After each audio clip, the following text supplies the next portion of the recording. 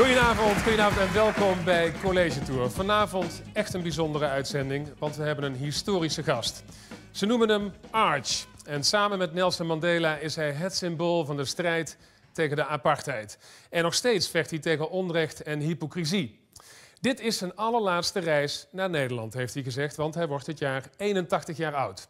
En daarom interview ik samen met de studenten hier in het stadhuis in Deventer de winnaar van de Nobelprijs voor de Vrede, aartsbisschop Desmond Tutu.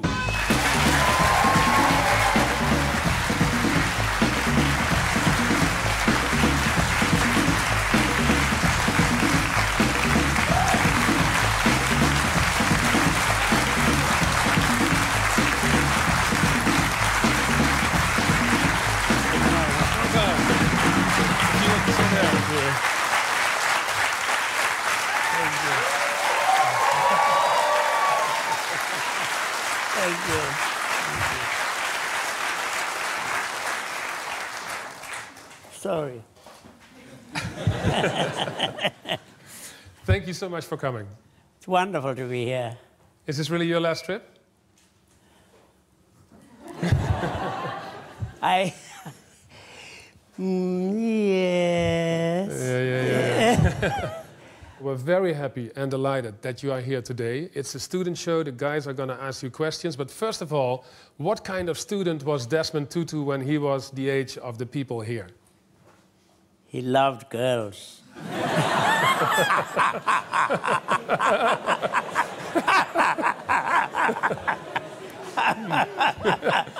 Then you came to the right place.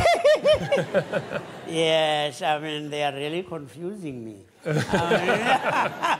The choice is too wide. They are lovely, yeah. And the guys are not too bad. Yeah, I think we had fun. I mean, you know, not serious, but you did want to do well. And you were an excellent student. You were so good at studying that you were sent abroad. You studied in London. So you left apartheid in South Africa and you came to London where there was no such thing as apartheid. How was it for you to walk the streets of London and being treated almost like anybody? I was treated like anybody. I mean, what do you mean, almost like anybody? Because... What do you mean? Because there are always people who wouldn't be. It was quite amazing. I mean, it was quite extraordinary. We would be walking with my wife, and you have a London bobby, and we ask for directions, and he says, no, sir, yes, sir, no, ma'am, yes, ma'am. Well, in South Africa, he would have been asking me, where is your pass, the document to prove that you should be here? It was such an experience that afterwards, my wife and I would sometimes go up to a policeman and ask for directions, even when he knew where we were going.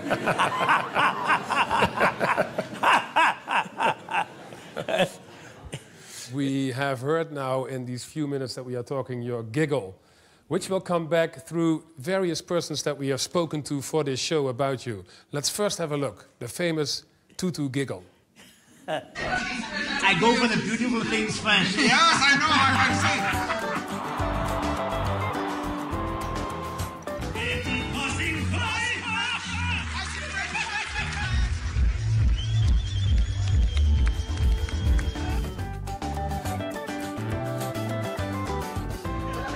Stay healthy.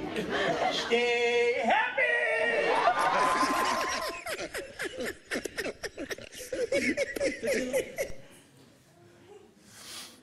Where did you get that? We stole it from people. Let's open up this hall and see what kind of questions the students have for you. Here you go. In Netherlands, we hear about Africa mostly through celebrities, Western celebrities, and not so many directly, like people as you from Africa. So what are we missing because of that, and what can we learn from Africa? In our part of the world, we speak of something called Ubuntu. ubuntu, which is the essence of being a human being. A person is a person through other persons. And in the traditional community, you don't eat in separate plates. You eat out of one dish because we say we belong together. You notice, I mean, in Europe, it's a very good thing. I mean, you develop your individuality, your individualism, so that you are lonely in a crowd. Okay, so we should learn to share food then. What? So we should learn to share food. Of course. I mean, if you eat alone, you get too fat. Next one. Grace, I'm Tibetan living in the Netherlands. Since you're very familiar with the situations in Tibet, I would like to ask your guidance. What advice would you give for the group who tried to resolve the political differences through non-violent, like Tibetan people? Yes. Yes. You are a wonderful people, and you have an incredible leader Yes. in His Holiness, the Dalai Lama. He has an incredible serenity. I asked him last year, I asked him, why are they afraid of him? Does he have tanks and guns? He doesn't. Nothing. I mean, he's got nothing except his goodness.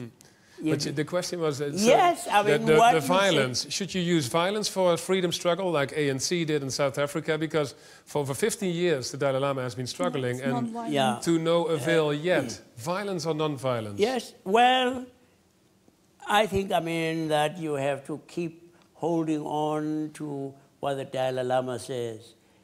Eventually, it doesn't say immediately, eventually, you are going to win. Yes. You are going to win, as we did. I mean, even though it was for them a last resort. And I'm not a pacifist. I'm not a pacifist, but I am a lover of peace. It's such a difficult dilemma because would have your country be freed of apartheid without guns and bullets? No, ANC? But I mean, I don't think that would have. We would not.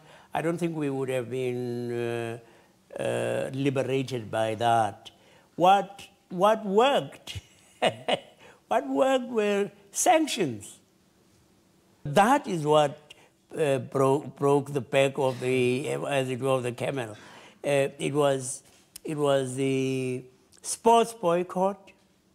South Africans are sportsmen, but when they could not play rugby, they could not play cricket against other countries, those are the things that got to the South African public, and they saw that their country was gradually going to become so isolated that it would not be viable. And one hopes, I mean, that more people would come to the support of the Tibetans. And yeah, it might not look like you are winning, but know that you are on the winning side. Ultimately, it is a moral universe.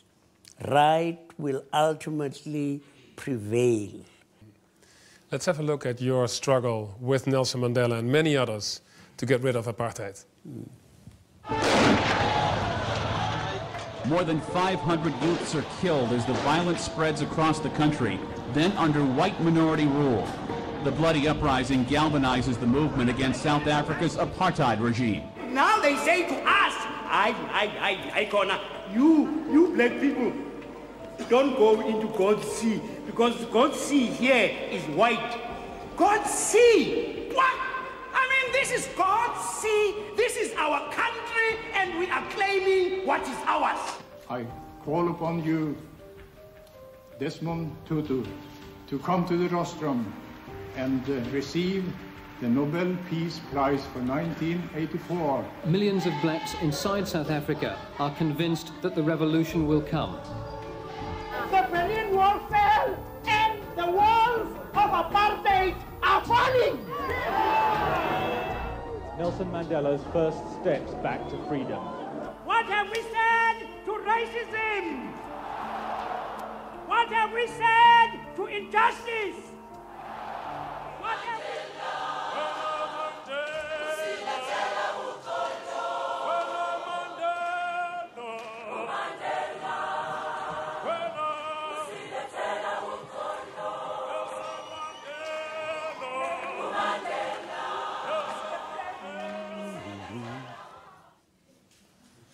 It's an incredible story. It is amazing, because actually one of the things that people forget is that Nelson Mandela was relatively young when he went to prison, and he was angry. Suffering, you know, suffering can embitter you, but suffering can also ennoble you. Mercifully for us, the 27 years that he spent in jail, far from making him bitter, helped him to become a magnanimous, a caring, an understanding human being. He could understand the position of the other, the point of view of the other. He has an incredible gift to our country, an incredible gift to the world. Mr. Tutu, I spent an international semester at the University of Pretoria and noticed racial tensions still exist in South Africa. Do you think the possible passing away of Nelson Mandela may increase these racial tensions? Yes, I sometimes think, I mean, that we are not always too realistic. We think, I mean, that because we have made the transition from apartheid to a democracy, that it's like a magic wand.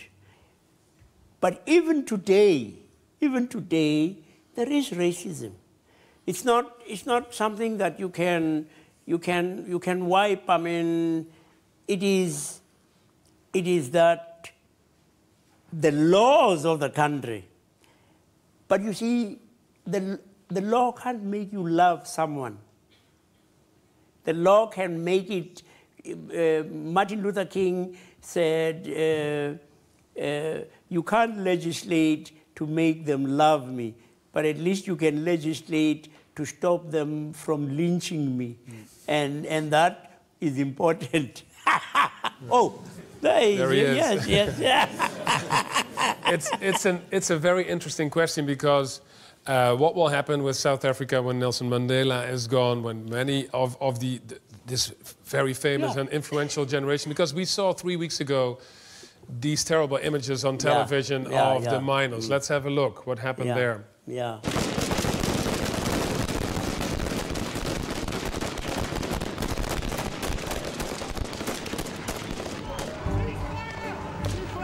Zuid-Afrika is altijd een gewelddadig land geweest. Er zijn iedere dag in het geval zo'n 45 mensen vermoord in Zuid-Afrika. Dat is heel veel. Het blijft een gewelddadig land.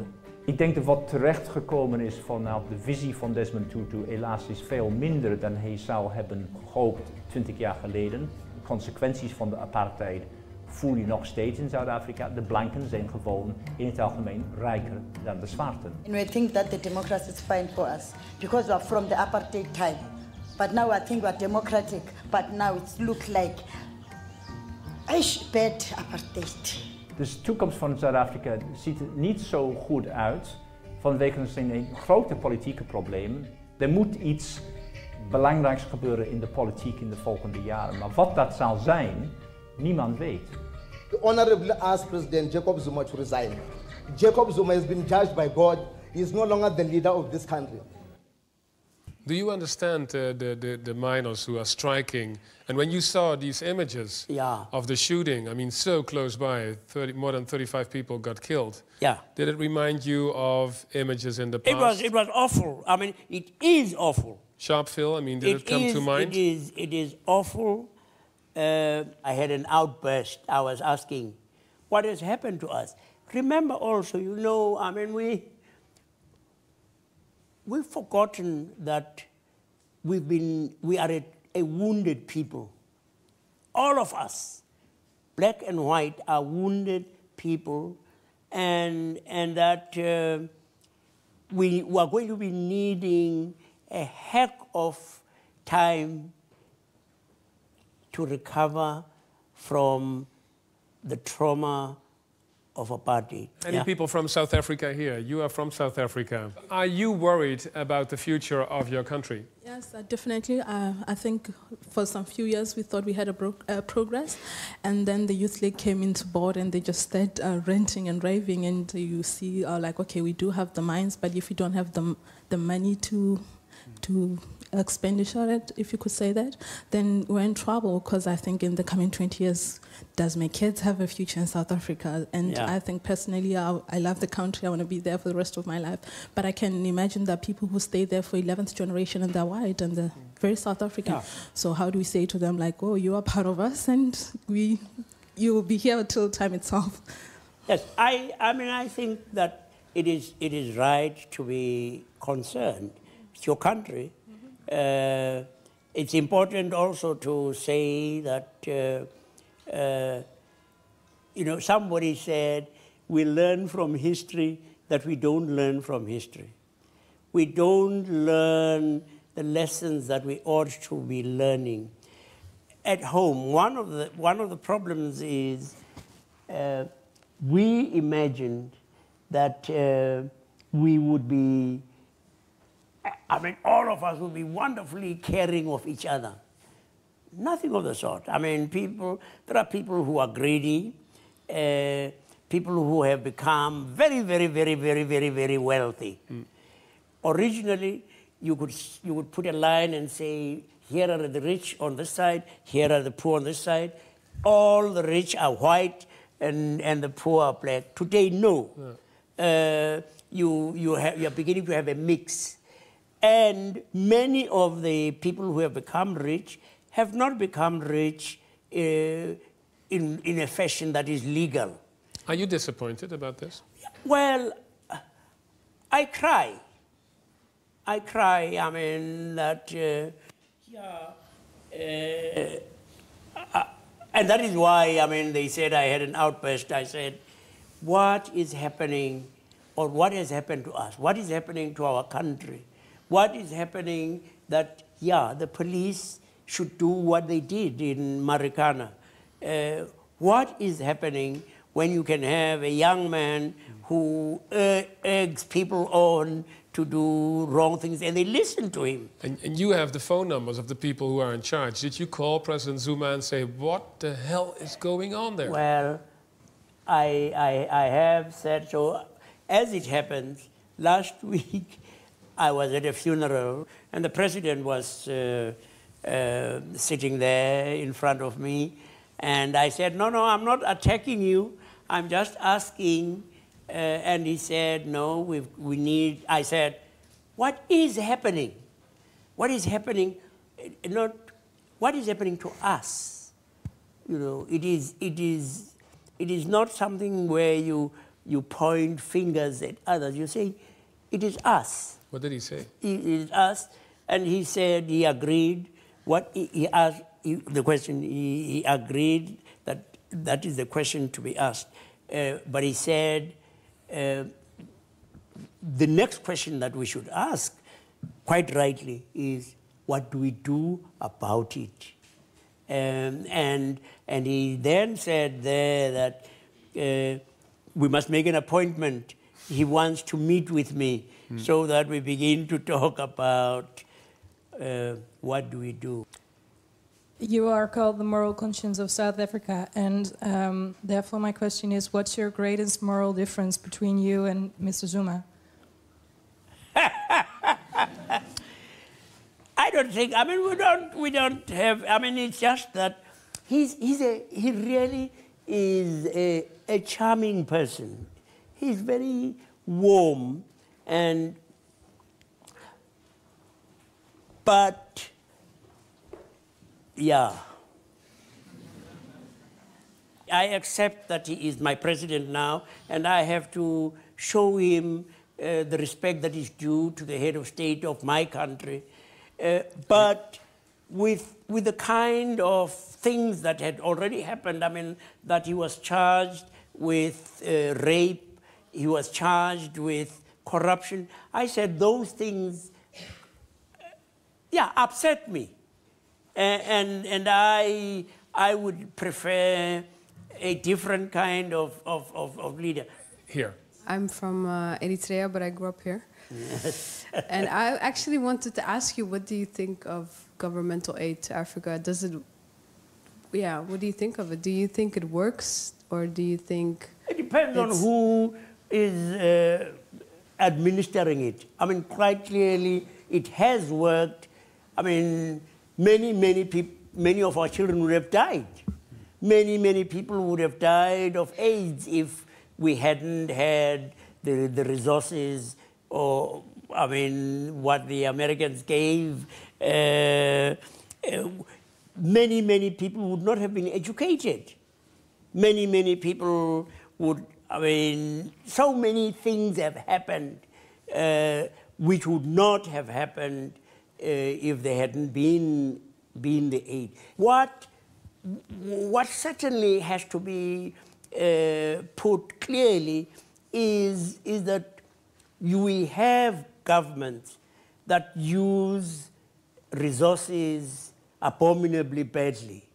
That doesn't make the aid in and of itself bad. But I know so very many instances where it has done outstanding work, and I gather here that you have parties that say it should not be. The Liberal Party in the Netherlands has said, let's get €3 billion out of the budget. Yes. 1 billion will stay. Yeah. That's enough. And you opposed. Well, you said. Well, you know, we should just tell them. There's a lovely little story about heaven and hell.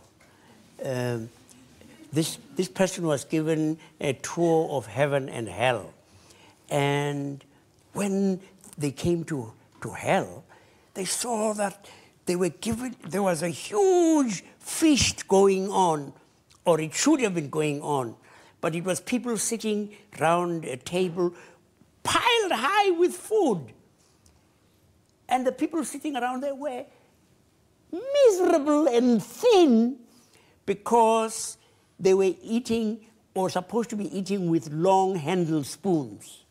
Now, the people in hell, they would dig into the food and they couldn't get to the food. And then this person went to heaven and he saw a replica of what was in hell, the table with people sitting there with food on the table, but the people in heaven were enjoying themselves, and they were nice and fat because the one would say, choop, and feed the one opposite. And that one on that side would scoop and feed the other person. Beware. Beware when you think only of yourself. You are going to...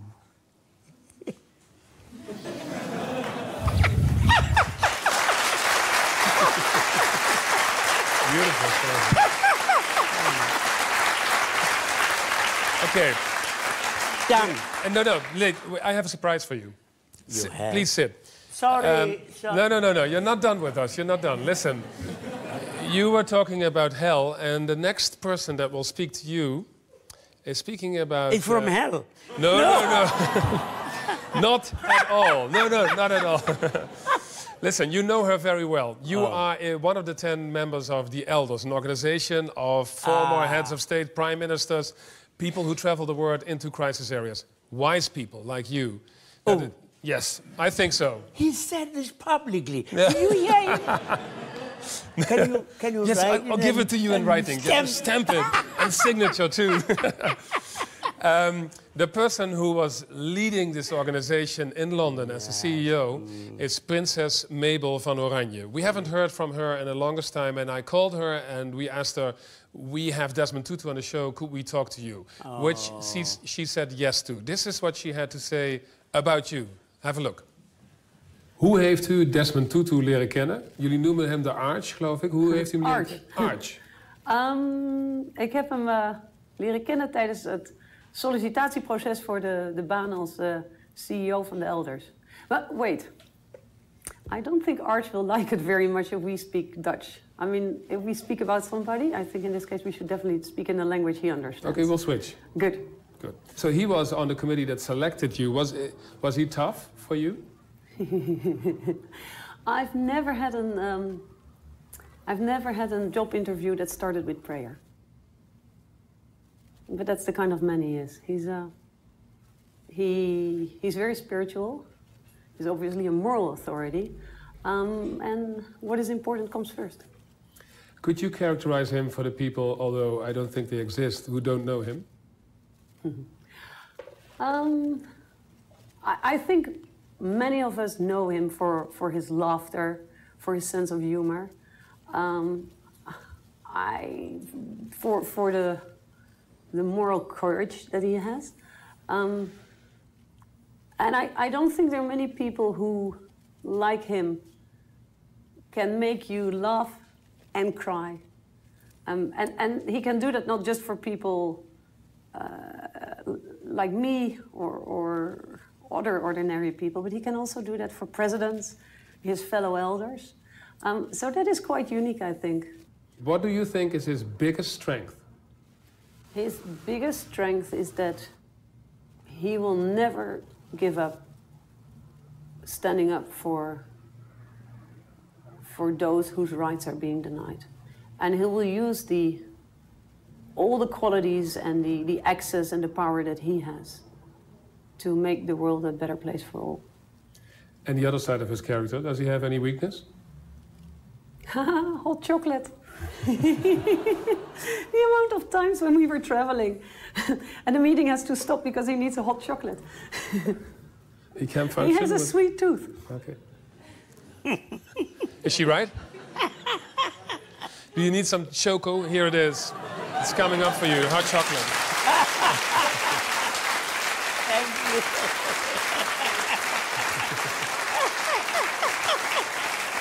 Thank you.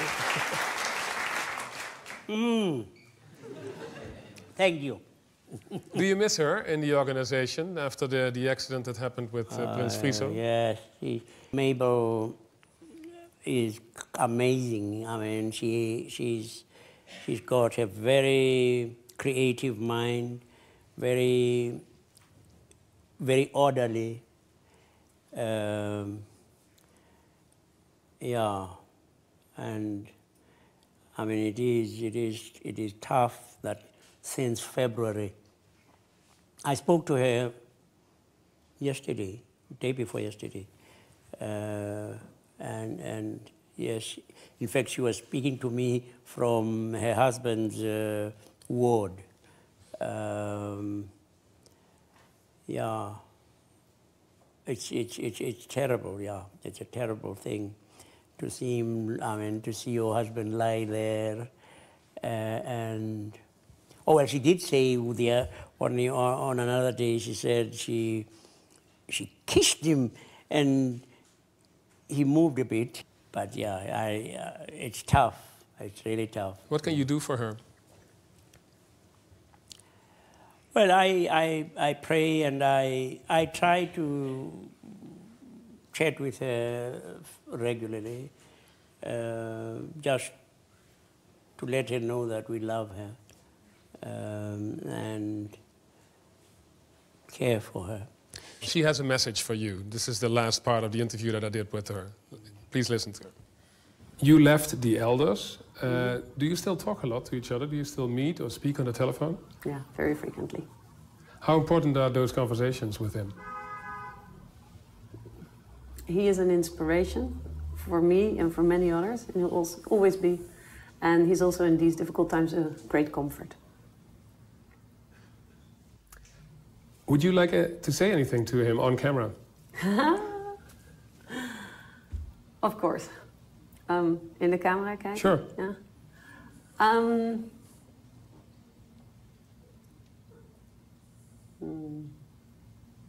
Give me 1 second.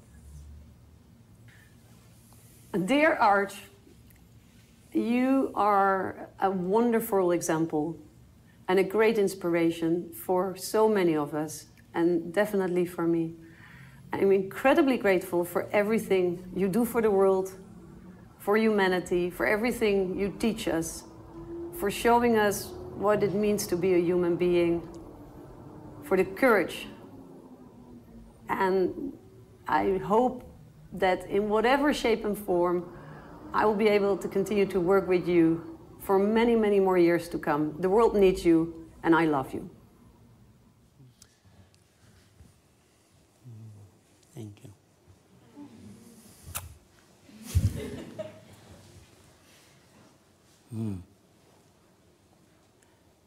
Yeah, she's a fantastic person. There are very many good people in the world, you know. We see so much that is bad. And that is quite right. I mean, that we are appalled by the bad things that we see.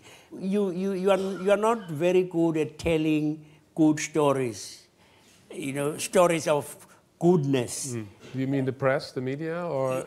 I mean, you are better at giving stories of shooting in Marikana. You don't easily tell the stories of people working in a clinic, people helping to teach others to learn English or Dutch or whatever. We have a good story lined up for you, because we want to say and show what is happening in your life. And one of the projects you have with somebody who is in this room as well is a Dutch guy who almost looks like you a little bit. He speaks like you, Harold Robles. And he has projects in South Africa. Let's have some good news then from South Africa. Yes. And look at the projects you do together. You move your condom up, then you take it out. Can you use your teeth to open the package? What's gonna happen if you use your teeth? You might bite the condom, but it's not. And what you do, you roll it down. I learned a lot about how to use a condom and why they leave the space. We're learning about drugs. It makes you high and have this feeling that you are only one living. He told you no drugs. So no drugs. Is the deal? Yes. Okay, sir. Good to see you again. How are you? I'm fine, my friend. Hij heeft mij hierheen gehaald. En 11 jaar later zitten we hier met 5 grote centra's. En we trainen per jaar ongeveer 6.000-7.000 health teachers. Puberty is the period in which you develop from a little girl or little boy to an adult. I have a question. What's the cause of a girl to menstruate twice a month? I didn't know that it's possible for a girl to fall pregnant in the age of 12 or, you know. I thought that a girl can fall pregnant in the age of 18 and older. He's a great person, a leader, an inspiration for all South Africans. A good story from Africa. Beautiful, beautiful. Harold is amazing. I mean, you know, the MKI, Medical Knowledge Institute, is doing a fantastic job of work, and I want to pay him a very, very warm tribute for the things that he's doing. Now, that is aid working. Here, first. Mr. Tutu, what do you think tourism does to South Africa? It brings in money and beautiful girls, and we have a very beautiful country. We have a very ugly country as well. I mean, Cape Town is one of the most beautiful places, but Cape Town also has some very, very ugly places. Poverty, squalor, cheek by jowl with wealth. It can, God took a great deal of time creating South Africa. It's a beautiful country, it's true. It can bring in unworthy kinds of standards and things. But it's up to us to choose whether we allow it to be a bad thing or to be a good thing. Hiervoor. Mr. Tutu, I wondered who was your main teacher on the topic of forgiveness and what you want to share with us on that very special topic. The world is a world that is so desperately needing forgiveness and reconciliation. Here, you do have problems about people who are not your color, who are Dutch by citizenship legally, but are not accepted fully, and you don't accept easily, not yourself, refugees, and the world needs desperately to know that, we're actually made for fellowship. We're made, it's a discovery that we ought to be making. We're made to be one family. We're meant to be family. And it's a lesson we're not learning. We operate in many ways as if we were in the jungle. And we say survival of the fittest, whereas we ought to be saying the weakest must be first. God is trying to teach us that lesson. We're not learning it quickly enough. We think that we are at our best when we beat up all the competition. Yes, there is something to be said for being competitive, but ultimately, it is especially how we treat the weakest. How compassionate, how caring are we, especially for the weakest? And since I'm an oldie, how do you treat your oldies? You recently made some very interesting remarks about leadership. Let's see what led up to it. These are two men who were leaders of the so-called free world. Let's have a look. It concludes that Iraq has chemical and biological weapons, that Saddam has continued to produce them, that he has existing and active military plans for the use of chemical and biological weapons, which could be activated within 45 minutes, including against his own Shia population. The only possible explanation, the only possible use he could have for those weapons is to dominate, intimidate, or attack. There recently was a conference in South Africa. Tony Blair was going to be there as well, and you said No, I cannot sit next to him. Why not? He knows, President Bush knows, they lied. They ought to apologize to the world for lying to the world, you know, and claiming, as they did, that Saddam Hussein had weapons of mass destruction. And that is why he went to the Security Council to get the approval of Security Council for the attack. And the Security Council said no. And I phoned the White House. Just before the attack on Iraq? Yeah. You tried to get Bush on the phone? I did, yes. Did you get him? No, I didn't get him.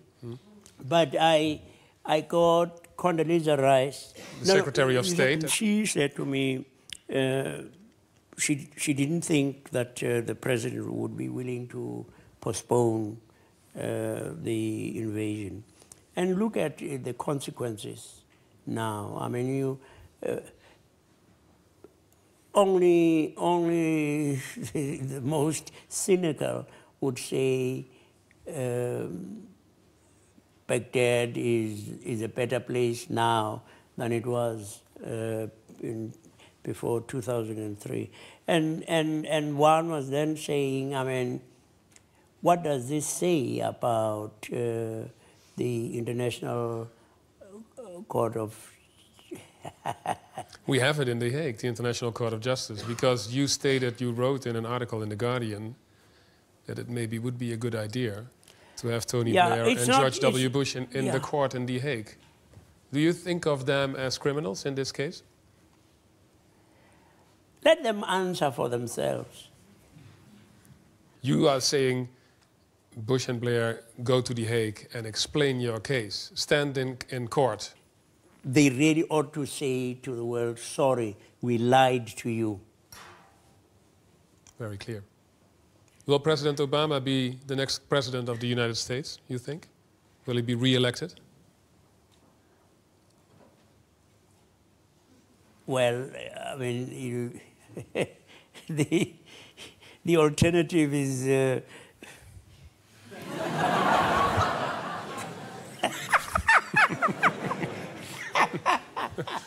I mean, you can't imagine somebody saying 47% of the electorate I have given up on. I mean, they will never vote for me. And to say, I mean, to be so dismissive, saying that it's people who depend. It's painful. Is it stupidity?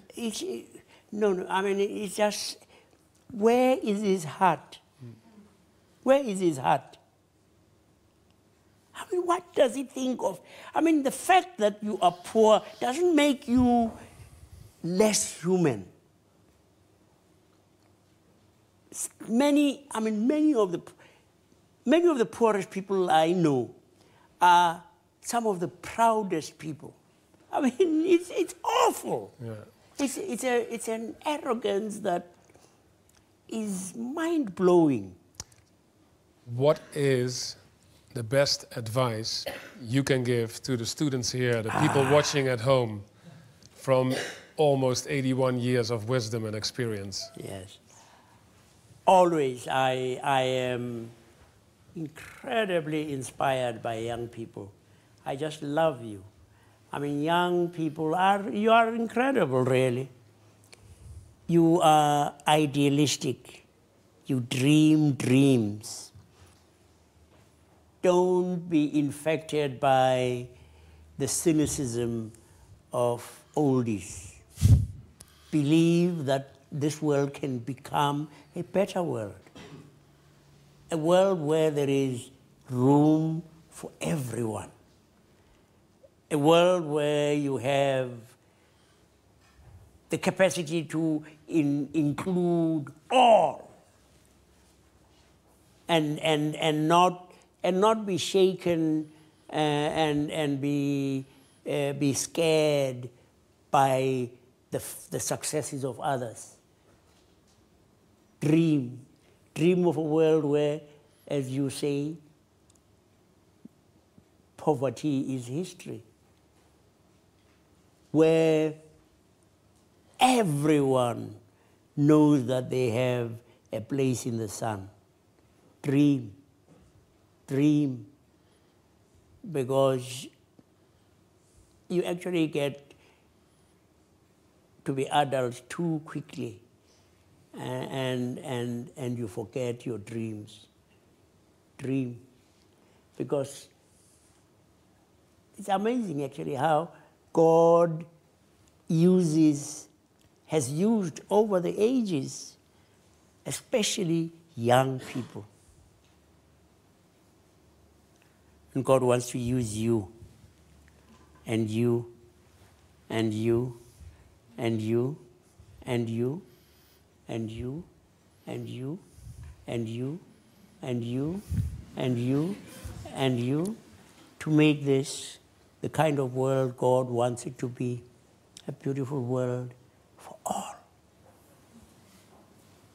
Desmond Tutu.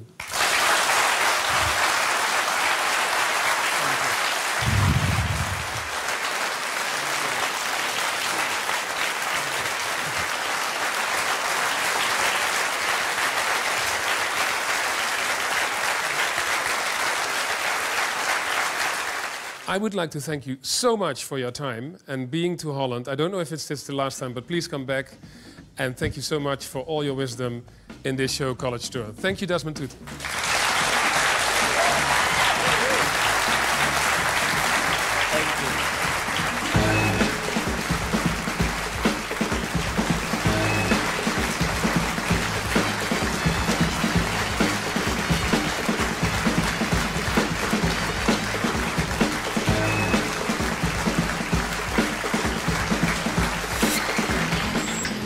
NTR, speciaal voor iedereen.